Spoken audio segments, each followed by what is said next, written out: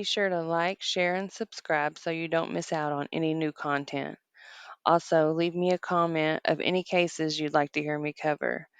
Comment and let me know what you like, what you dislike, and what I can improve on. Constructive criticism is always welcomed, and your support of this channel is greatly appreciated.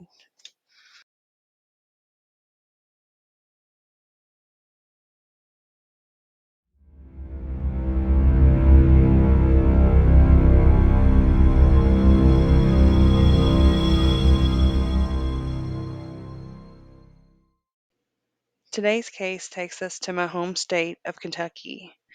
This case is known as Lexington's most horrific act of mass murder, and it truly is a very gruesome and completely senseless act. So, with that said, trigger warning. Tina Marie Hickey Powell was born on October 10th, 1958. She was 27 years old at the time of the crime, and that would make her 66 years old today. She was born in Lexington, Kentucky, which is in the central part of the state, and Lexington is the second largest city in Kentucky, right behind Louisville. Lexington is also the horse capital of the world. I did some extensive research, but these crimes were committed back in the 80s, which was before the internet was really even existent to the public. I think dial up internet in resident homes began around the mid 90s. I remember rushing off the school bus and trying to beat my sister to the computer to start the dial up internet before she could get on the phone. We had house phones back then, and dial up internet tied up your home phone line. You couldn't use the phone and the internet at the same time. It's so crazy how times have changed and advanced. But other than details of the crime itself, there's not much information at all about these ladies and their upbringing prior to the crimes because there was no internet back then. Nowadays everything is posted online, straight to social media. Back then, you had to follow the news stories from the TV and newspaper to keep up with what was going on. But I did find some information that said that Tina went to school up until she was 12 years old. But I also found on her Write a Prisoner profile that says she attended Lafayette High School, which is one of the several high schools in Lexington. And again, I know things have changed a lot since the 80s, but I can't imagine that you'd be in high school at 12 years old. But I guess it's possible. She had also been married and widowed and had 4 children some time before the crimes were committed. Tina had had some prior criminal history as well, in which she served time in prison for.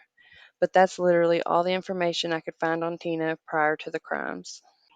Lafonda Faye Foster was born on August 30th of 1963 in Lexington, Kentucky. Now, Lafonda had lived a pretty rough life growing up. She grew up in poverty with drug-addicted parents, and she was abused. One source claims that her father began selling her on the streets in her young preteen years to support his drug habit. She was battered by men and formed an addiction to alcohol and cocaine that she supported by robbing, stealing, and prostituting herself. She also had a criminal record prior to the murders, consisting of robbery and drug related charges. She was known to be violent towards others, and according to testimony from psychologist Dr. Nolker, LaFonda had once shot her husband in the arm. She had also been married and divorced prior to the murders. LaFonda describes her and Tina's relationship back in 1986 as being lesbian lovers. Even though Tina was 5 years older, LaFonda was the more dominant one in the relationship. She was aggressive, demanding, and manipulative. LaFonda and Tina were both addicted to alcohol and drugs, and cocaine to be particular, and their days and nights were consumed with doing whatever necessary to score more dope. They did everything from robbing, stealing, conning, hustling, and for LaFonda, prostituting. I've not found any information at all to insist that Tina was involved in prostitution, but LaFonda was a well-known prostitute on the streets of Lexington, Kentucky. But that's what they did all day basically. Party and constantly try to find more ways to get more money and score more cocaine. On April 23rd, 1986, Lexington police receive a call from Virginia Kearns stating that there were 2 intoxicated females inside of her apartment refusing to leave. Police respond to Kearns's residence on Jennifer Road around 4 p.m., and they speak with the 2 women, Lafonda Foster and Tina Powell, and with the caller, Virginia Kearns, and police determine that Lafonda and Tina seemed to be fine, but that it was Virginia instead who was visibly intoxicated and belligerent. A lot of people actually referenced how well Lafonda and Tina were able to handle their alcohol. But police ended up leaving the apartment complex, and Lafonda and Tina then walked over to a neighboring parking lot where a group of people were also outside drinking and partying. Tina attempted to sell a knife that she had on hand to one of the individuals in an effort to get more money for more alcohol, but the person declined. Lafonda and Tina had been on a binge for about 4 days by this time, consuming alcohol and cocaine, and they needed to obtain more money so they could get more. They weren't at this gathering long before they saw Virginia Kearns walk out of her apartment to leave, and Tina Powell approached her in a threatening manner, and Lafonda Foster then also joined in, and they followed Kearns to a nearby drugstore. Witnesses also claim that Lafonda was seen violently shaking Virginia Kearns as they tried to get the woman to give them some money. The three women returned to Kearns's apartment once again, where 45-year-old Virginia Kearns lived with her partially disabled veteran husband, 71-year-old Carlos Kearns, and their live-in housekeeper, 59-year-old Trudy Harrell. Virginia asked her husband to give the women some money, but Carlos refused. This situation struck an argument between the married couple. Eventually, though, Carlos finally, and reluctantly, agreed to write the ladies a check for $25, but said that he would have to go to a nearby bait shop to cash it. Just as LaFonda, Tina, Virginia, Carlos, and Trudy were leaving out of the apartment to head to the Kearns' vehicle, two of the Kearns' friends showed up, to the wrong place and definitely at the wrong time. 53-year-old Theodore Sweet and 47-year-old Roger Keene. Sweet and Keene joined the group in the car to take a ride to the bait shop as LaFonda drove the car. Sometime between 6 and 7 p.m. that evening is when Carlos, Tina, and LaFonda entered the bait shop and cashed the $25 check. They returned to the car, and LaFonda told them that she was trying to get a gram of cocaine with the money. They left the bait shop, LaFonda still driving the car, and next they stopped by the home of a man named Lester Luttrell. LaFonda and Tina went inside of the home, while the five others stayed outside in the car. A dispute occurred inside of the home between Lester and the two women, resulting in LaFonda pulling out a .22 caliber revolver and shooting through the front window of Lester's home. The women hopped back into the car with LaFonda still in the driver's seat and took off. And just to clarify a few things before we go any further, the .22 caliber revolver that LaFonda shot through Luttrell's window was a gun that she obtained from Carlos Kearns. There is no information I could find to clarify how LaFonda obtained the gun. Did she steal it from the apartment? Did she threaten the Kearns and just take it? Did Carlos give it to her? I don't know the answer, but I'm going to assume that Carlos didn't just hand her the gun. It may also have been in the glove compartment of the car and not inside of the apartment at all, and the women found it while snooping around. I'm just wondering, did she have a plan in mind already, and did she intentionally look or demand a weapon from the Kearns to take along with them, or was this something she happened to stumble across and then decided to use to her advantage to make everyone comply? Also, it's not known if the victims knew at this point that they were in fact victims, or if they just thought that they were going along for a ride to cash a check, and maybe they were just chatting and such along in the ride, and the women suddenly became violent, or if they were forced into the car with the weapon.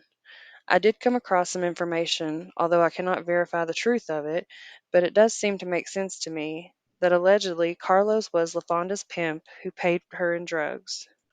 It is known that the two women did know the Kearnses and that they'd partied with them at least several times prior, so it wasn't just some random people that they had just come across. Also, I believe, and this is just totally my opinion, that Lester Luttrell may have been a dealer at the time. And I say this because after they cashed the check, LaFonda told them that she was trying to get enough money together to get a gram of cocaine. Then they drive straight to Lester's home, in which resulted in the argument where LaFonda shot out his front window. To me, it just makes sense that after they got the cash, they drove straight to their dealer's home to try to get some dope. Now, I have not a clue what a gram of cocaine sold for in the 80s. I don't know if $25 would have been enough. Probably not. but I believe the two women were mad that they couldn't get what they wanted, and that's what sparked the fight between them and Lester. Again, this is totally my opinion and what seems to make sense to me. These women were high on a binge and on a mission to score more dope.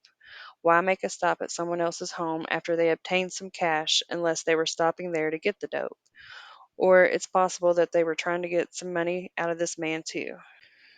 So after leaving Lester's home, the women are obviously mad, They'd gotten in an argument with Lester and something made them mad enough for LaFonda to shoot through the window. It was now around 8:30 p.m. that night, and LaFonda drove the car to a field off Mount Tabor Road. The women order all five occupants out of the car at gunpoint and demand them to lay face down in the field. LaFonda proceeded to shoot Trudy Harrell and Virginia and Carlos Kearns, while Tina stabbed the three victims multiple times. However, Mr. and Mrs. Kearns were still alive. LaFonda and Tina ordered the now four victims back into the car, and this time Tina jumps into the driver's seat. They run over Trudy Harrell's body, which becomes lodged up underneath of the car, and her body was dragged through the dirt and rocks for approximately 225 feet until her body finally dislodged from beneath the car in the Burks Plaza parking lot. Police discovered Harrell's body around 9 p.m. that night, which was practically right after she was murdered. However, Burke's Plaza parking lot was the parking lot in which Burke's Furniture was located, and other businesses surrounded it. So it's very likely that people either saw her body being dragged and then dislodged from underneath of the car, or that they came across her body very soon after it happened. Also, I'm pretty familiar with the Lexington area myself. I used to work in Lexington, and I looked this area up on a map and I found that if Trudy's body was dragged approximately 225 feet from where she was killed and ran over, then the field they drove to on Mount Tabor Road was just barely down the road and adjacent from the Burks Plaza parking lot. It was definitely well within the city limits. Initially, when they said a remote field, I'm thinking they drove out a little ways down the road into a more discreet area, but that's not the case at all. Coroner Chester Hagar determined that 59-year-old Trudy Harrell had died from the gunshot wound to the back of her head. She also had been stabbed 5 times in the chest and face, and her throat was cut. No alcohol was found to be in Harrell's system. Powell then drove the car to a tavern located about 2 miles away from where Trudy's body was found. Powell remained in the car with the four victims as LaFonda went inside. A customer from the tavern would later tell police that the woman approached him inside of the tavern and asked him if he had any 22 or 38 caliber bullets, but the man told her that he did not. LaFonda then approached the manager and asked him if he had either of those kind of bullets, explaining to him that she needed to shoot some rats. The manager handed her four 22 caliber bullets and watched the woman run off towards the car parked in the parking lot. He observed blood on the front passenger door and yelled out to the woman that she'd better clean the blood off of the car. The car was then driven to a downtown alleyway to a loading station on the rear side of a paint store. 45-year-old Virginia Kearns was ordered out of the car and was stabbed several more times. Her body was then ran over by the car, and it too became lodged up underneath of the car, where she was dragged a short distance as well before her body was dislodged and left in the alleyway. The state medical examiner would later testify that Mrs. Kearns suffered from a gunshot wound to the head, her throat had been cut, and she had 16 stab wounds to her body, and several of those particularly around her neck area. Despite these horrific injuries, though, Virginia Kearns actually died as a result of being run over by the car, which crushed her chest cavity. She had a blood alcohol level of .32 at the time of her death. A large sweatshirt was left behind and later found at the scene with blood smears on it, which were consistent with a knife being wiped on it. The sweatshirt was identified as belonging to Roger Keene, who was completely unharmed at the time, along with Theodore Sweet. Although DNA was not available yet during this time in 1986, blood types were sometimes used to help solve crimes. The blood type found on the sweater matched Virginia Kearns' blood type. The women drove back to the tavern again about an hour after they had came by the first time, which was really ballsy. Lexington is a large city, and they were in city limits, killing people and leaving their bodies. right there within the city limits, and driving around at 8, 9, 10 p.m. with blood all over the car.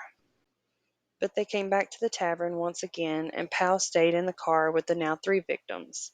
Carlos Kearns had been shot and stabbed at the first location, and he was slowly dying, while the other two men, Roger Keene and Theodore Sweet, remained unharmed.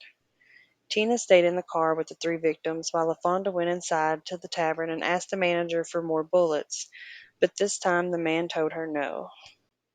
The manager later reported to police that the blood that he had noticed on the passenger's side door was now cleaned off, and that Lafonda Foster was driving this time. As Foster headed back towards her car, she saw a woman sitting inside of her car in the parking lot and approached her, asking her for some money so she could get her fix. The woman's name was Carolyn Cross. Carolyn noticed that Foster seemed to be kind of jittery and weird acting, and so she asked Foster what was wrong, and Foster told her that she had just shot a man, and that she told the old man when he got into the car that if he bled inside of the car, she'd shoot the old son of a bitch again. Cross later told police that she looked over at the car and noticed others inside, one of which was a large man who didn't have a shirt on. She says she asked Lafonda what she was going to do with the others, and Lafonda told her, "I'll shoot them too." Cross also later testified that while Lafonda was standing outside of her car door talking to her, that a female passenger in the front passenger seat, which was Tina Powell, hollered out to Lafonda saying, "Let's go." Cross testified that she believed Lafonda Foster had been drinking but wasn't highly intoxicated, and that she believed she was in control of herself. Cross said that Foster did not exhibit any problem standing, walking, or communicating with her, and that Foster seemed to be calm and not in any hurry. Unable to score any more bullets at the tavern the second time, the women drove to a trailer park where Lafonda's father lived. Apparently, when she had fired the gun at least 3 times at the Mount Tabor Road location, the cylinder rod had came out and had been lost in the field. Lafonda's father provided her with a nail and showed her how to use it in the 22 caliber revolver. The state firearms examiner would later explain how this substitution worked in place of the cylinder rod, though it would have made the firing of the gun more difficult. Tina Powell stayed inside of the car while Lafonda was inside of her father's trailer. Tina would later describe how the men begged and pleaded with her to just let them go, telling her that she was in control at the moment and that she could do something to help them. But Tina refused, and instead she honked the horn of the car, signaling Foster to hurry up.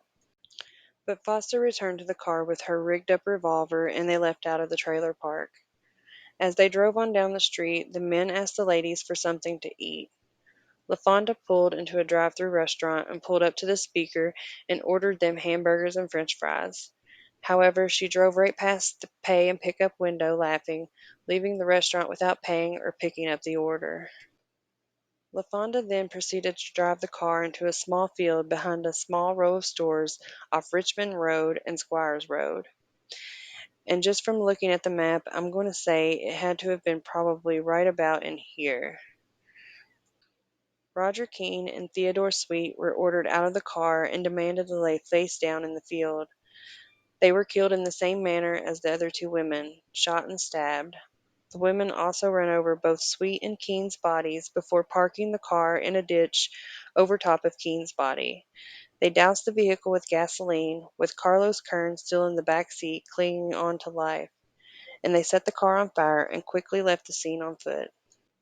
It was somewhere between midnight and 1 a.m. around this time, so still very lively in the city and a lot of people still out and about, so the blazing fire was very quickly noticed and police were called to the scene. They retrieved Carlos from the burning car and rushed him over to a nearby Humana hospital, which is practically adjacent from the busy roadway off Richmond Road. 71-year-old partially disabled veteran Carlos Kearns died soon after arriving to the hospital as a result of 3 gunshot wounds to the head, multiple stab wounds, and severe burns. No alcohol was found to be in his system at the time of his death. 47-year-old Roger Keene was found pinned underneath the burning vehicle and his body almost charred beyond recognition. He was shot twice in the back of the head and once in the ear. Pathologists testified that Mr. King's actual cause of death was from the gunshot wounds to the head. He had a blood alcohol level of 0.35 at the time of his death. 53-year-old Theodore Sweet's body was found near the burning vehicle. According to evidence recovered at the scene, he had allegedly attempted to run before being shot in the back of the head and in both ears. He also suffered multiple stab wounds, abrasions and multiple fractures, and internal injuries from also being ran over by the car. A pathologist testified that Mr. Sweet's cause of death was ruled as multiple injuries inflicted in multiple fashions. He had a blood alcohol level of 0.22 at the time of his death. Both Carlos Kearns and Theodore Sweet were found to have defensive wounds on the hands, as if maybe they had tried to fight back. Police found the .22 caliber revolver with the missing cylinder rod in the field near the burning car. They found that the bullets from all three crime scenes and the bullets inside of the victims' bodies were consistent with being fired from this particular handgun. After the women had set the car ablaze, they took off on foot from the scene, back down Squires Road and across this busy roadway, which is Richmond Road, and walked right over here to Humana Hospital. This was Humana Hospital during the time of the murders in 1986, and this is the same hospital now today, which is now known as St. Joseph East, Lexington. And of course, as you can see, it's had a lot of renovations done to it as well over the years. But in 1998, it was bought by Jewish Hospital, which then became a part of St. Joseph Jewish Hospital, and now today it's known as St. Joseph East. The women arrived at the emergency department of the same hospital where Carlos Kearns had been taken and where police were on the scene in reference to Kearns. Tina called a taxi while Lafonda went into the bathroom to clean up some of the blood from her face and clothes. I don't know what made them think that going to the hospital covered in blood was a good idea. I'm sure they didn't expect Carlos Kearns had survived the fire and had been brought there to the same hospital, but obviously they needed to get a ride out of there quickly. All hospitals had payphones back then. Cell phones weren't really a big thing until the late 90s, so back in that time you used your house phone or a payphone when you went out in public. But payphones used to be available in quite a few places. Of course, hospitals, a lot of gas stations had them, and just random places really. So I can't imagine why they chose the hospital instead of like a gas station or something. But for whatever reason they did, and an ER nurse noticed the blood all over them and called for police who was already there on the scene. The police came down to the emergency department and spoke with the women separately to see if their stories corroborated with one another. They told police they had gotten into a fight with one another, but police noticed that neither of them had any injuries themselves, yet blood all over their clothing. They could smell the alcohol on the women, but noted that they were both able to speak and walk without any problem, yet police were immediately suspicious.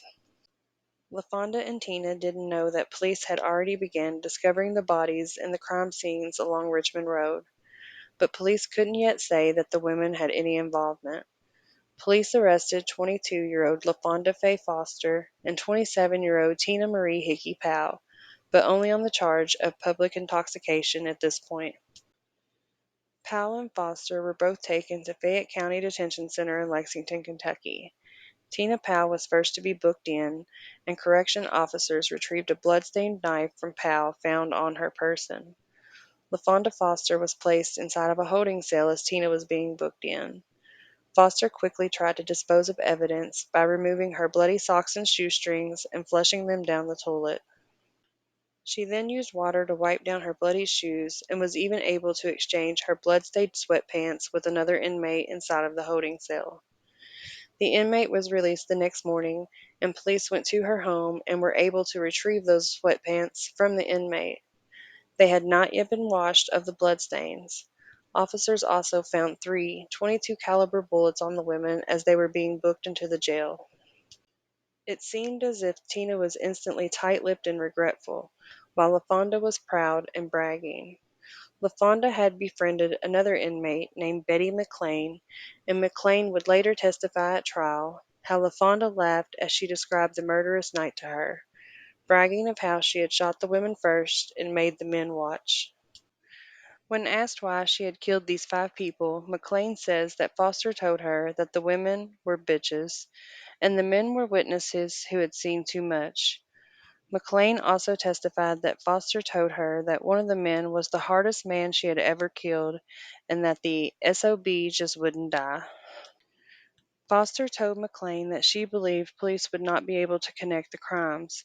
McLean says that Foster also admitted to her that she killed 5 people that night and that she was as good as Charles Manson. Another inmate, Tizina Montgomery, claimed that Foster described to her how she destroyed evidence. She also says that Foster told her that she was going to play the insane card. All of the 5 victims had criminal backgrounds as well, ranging from robbery, forgery, and concealing a deadly weapon. Foster and Powell's criminal history before the murders consisted of drugs, robbery, and fraud charges. All 5 victims' bodies were all found Wednesday night, April the 23rd, and into the early morning hours of Thursday morning, April the 24th, between the hours of 9 p.m. when they found the first body, which was very soon after Trudy Harrell was murdered, and 1 a.m. when the car was discovered burning and the 3 men were found, also almost immediately right after their murders as well. All 3 crime scenes occurred on the southeastern side of Lexington, particularly along Richmond Road. Investigators could not determine, however, in what order the murders were committed. Investigators determined that robbery was the motive for the murders, and homicide detective John Bizik said that they were able to recover some of the money, but he did not elaborate on how much money was recovered from the women. Trial for both Foster and Powell began February the 17th of 1987, and throughout the trial, the prosecution called more than 50 witnesses. Tina agreed to come clean and testify against Lafonda in exchange for a life sentence rather than a death sentence. However, she and her paid attorney furthermore attempted to place the blame solely on Foster, stating that Foster was the more dominant one in the relationship and that she forced Tina to participate. She basically claimed that she was scared of Foster and what she may do to her if she didn't. They also made allegations of battered women syndrome, claiming that Foster had allegedly battered Tina in the past and coerced her into things that she didn't agree with. Foster's public defender argued in her defense that Foster was raised in a dysfunctional family where she was emotionally and physically abused and where violence inside of her home became a norm. They also described how she had been manipulated and battered by various men her whole life and how these things contributed to Lafonda easily losing her temper and directing violence towards other people around her. The defense, however, failed to prove that these murders were a result of a triggering event. Psychologist Dr. Nolker testified on behalf of Foster, claiming that he had evaluated her and diagnosed her as an extremely emotional disturbed child and was extremely emotional disturbed as an adolescent, and that she is an extremely emotionally disturbed and drug dependent adult. While on the stand, Dr. Nolker was instructed to read a letter that Foster had written to Lester Luttrell, which was the man's window that she had shot out. In the letter, Foster writes to Luttrell saying, "Don't talk to the police, just to my lawyer. The motive behind this is to convince the jury that I was mentally deranged from large amounts of excessive cocaine use." Of course, this was a blow to a defense of insanity. April the 26th of 1987, Tina Marie Hickey Powell, then 28 years old, was sentenced to 5 life sentences of 25 years, all to run concurrent with one another. And for anyone who's unaware, concurrent means that they all run together, not separately, as in 5 life sentences of 25 years equaling out to 125 years in prison. What this means is 5 life sentences of 25 years concurrent, all run together, so it's just a life sentence of 25 years basically. Also on April 26th of 1987, LaFonda Faye Foster was sentenced to death for the 5 counts of first-degree murder. The prosecution claimed that LaFonda seemed to be the brains of the operation and the mastermind in the spree. They called her the dominant one and claimed that she basically directed Tina on what she needed to do. And of course, Tina's attorney made Tina out to also be a victim of Foster's. Tina did participate in the murderous acts, but they claim that Foster called the shots and dictated what happened. But Tina did commit the acts as well. She was equally responsible for 5 people's demise that fateful day. She carried out the stabbings, and some of these victims were horribly stabbed and had their throats cut as well. She was also left in charge and to watch over the victims on several occasions. Twice she was left alone with them in the car at the tavern while Lafonda went inside. There were other people outside in the parking lot, and we know that because Lafonda encountered them to and from the tavern. Tina could have asked someone to go inside and call the police, or she could have let everyone take off from the car, and she could have ran off too if she felt threatened. And she had another opportunity to end all of the chaos when she was left alone with the 3 victims again outside of LaFonda's father's trailer, and the men even begged her for mercy, but she said, nope, and honked the horn for LaFonda to hurry back.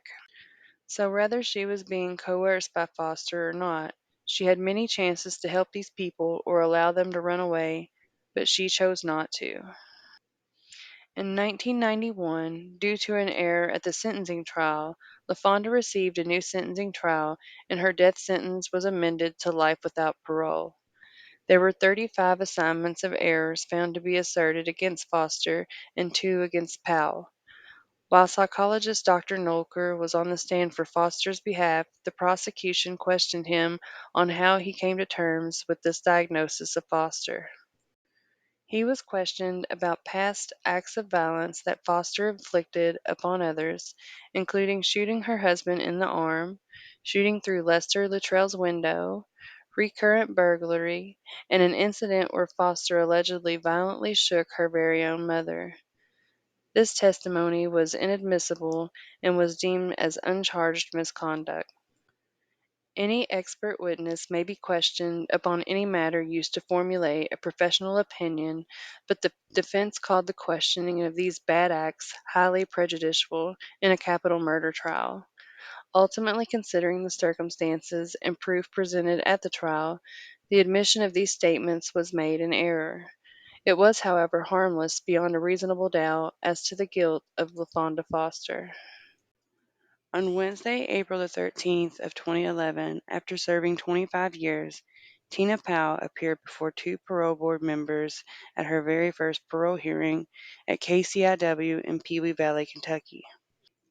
KCIW stands for Kentucky Correctional Institution for Women, and I was there at this time, among the crowd of inmates.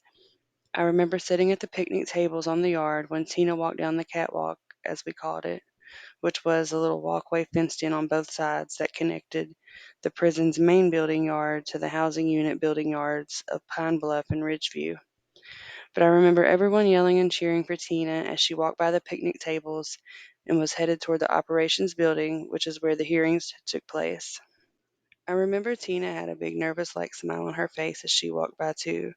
She was wearing her state-issued khaki uniform, and her blonde hair was halfway pinned back, and she glanced over to the crowd smiling.